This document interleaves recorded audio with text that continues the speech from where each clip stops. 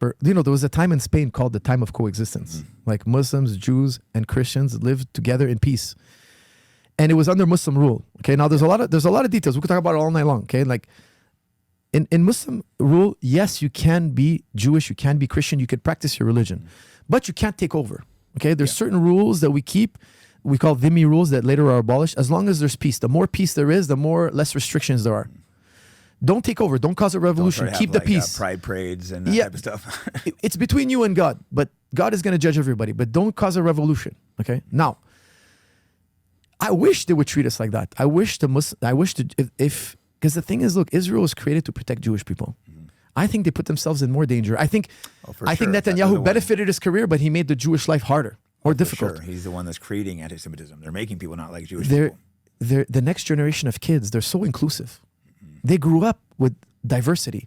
To them, it's unfathomable that I have to move this person and get him out because of his race. It's unfathomable.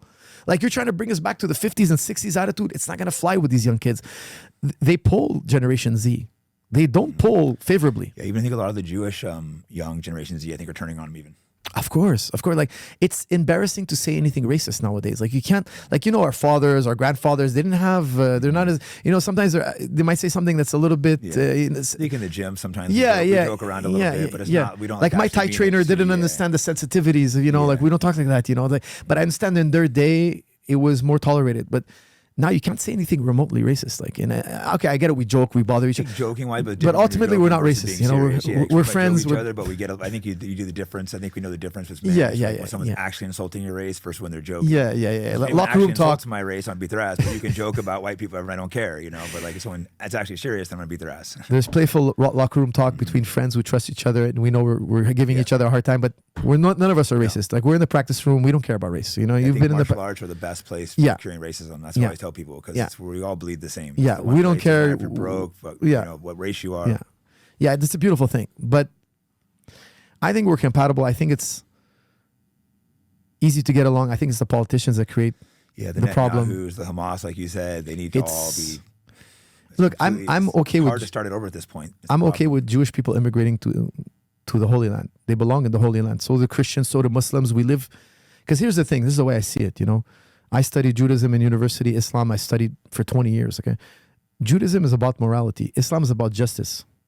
If they're being immoral or unjust, which I think is the case, it's not right. They're not practicing correctly. There should be a light onto the world that this is how you should behave. This is how a moral person behaves.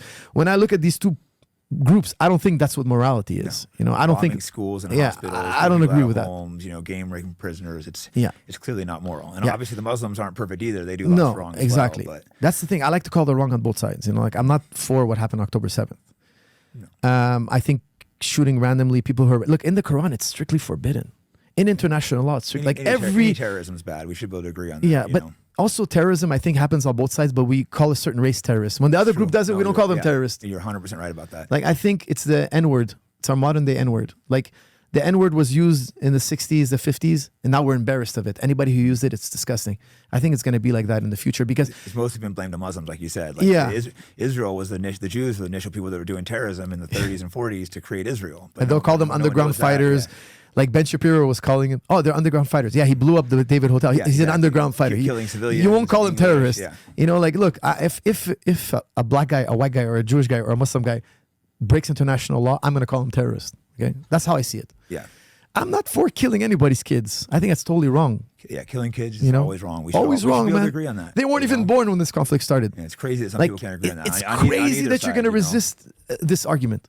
Like, I would, if I saw a bullet going towards a kid, somehow I saw somebody about to, I would jump in front of that kid, whether he's Jewish, Muslim, Christian, black, I don't care what he is. All kids. I'm not going to ask him. I can't believe people don't think like this. To me, it's shocking. No, it's sad. So that's the thing. Seeing the kids massacred is terrible. And, the few Jewish kids that died too is absolutely horrible and disgusting. But it seems like they dehumanize the Palestinian children to not matter. At least in the U.S. I don't know about Canadian politics, but it's been really crazy to watch.